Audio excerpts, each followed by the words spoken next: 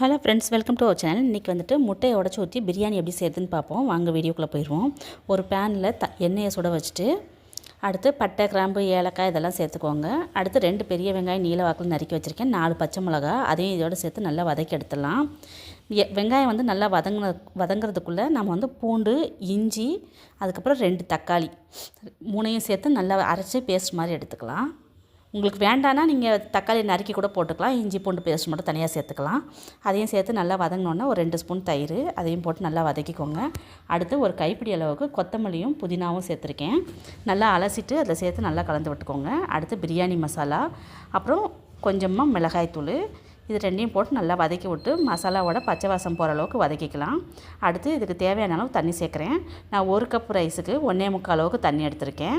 பிரியாணி அரிசி தான் இன்றைக்கி எடுத்திருக்கேன். தேவையான அளவு உப்பும் சேர்த்துருவோம். சேர்த்துட்டு இந்த தண்ணியெல்லாம் கொதித்து வரும்போது பிரியாணி அரிசியை நல்லா வடிகட்டி இந்த மாதிரி சேர்த்துருவோம்.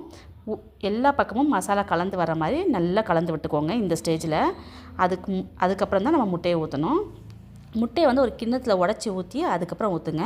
சப்போஸ் ஓடு உடஞ்சி விழுந்துருச்சுன்னா அது சாதத்தில் போயிடும். டைரெக்டாக ஊற்றாதீங்க. முட்டை கரு உடஞ்சா பிரச்சனை இல்லை, ஓடு தான் வரக்கூடாது. அவ்வளோதான். இந்த மாதிரி ஊற்றுனதுக்கப்புறம் எதுவும் கலராமல் அப்படியே மூடி போட்டுருங்க. ஒரு விசில் வச்சு 5 நிமிஷம் சிம்மில் வச்சு ஆஃப் பண்ணோன்னா சூப்பரான எக் பிரியாணி ரெடி ஆகிடுச்சு பாருங்கள். இதை அப்படியே எடுத்து வச்சு கட்டிக்கிடலாம் பசங்களுக்கு. பாருங்கள், சாதம் வந்து ஒன்றோட ஒன்று உடையாமல் ஒட்டாமல் நல்லா வந்திருக்கும். ரொம்ப விரும்பி சாப்பிடுவாங்க. இந்த வீடியோ உங்களுக்கு பிடிச்சிருந்தா ட்ரை பண்ணி பாருங்கள். தேங்க்யூ ஃபார் வாட்சிங்.